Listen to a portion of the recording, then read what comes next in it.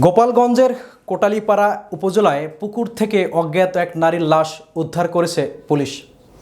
শনিবার ভোরে উপজেলার বাগান উত্তরপাড়া গ্রামের নিউটন মজুমদার লিটনের পুকুর থেকে কোটালীপাড়া থানা পুলিশ লাশটি উদ্ধার করে।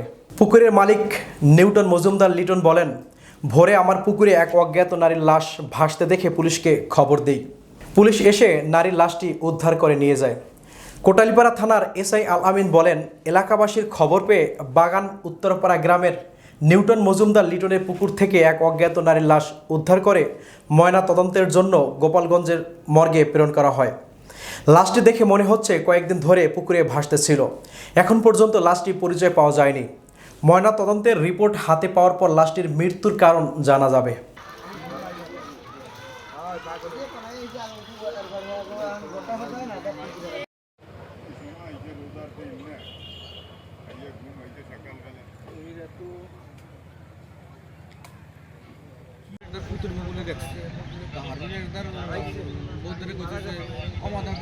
বাসে লাস্ট নাকি তা হেবার কই বলে কইছে যে লিটার নাম খাউন খাউন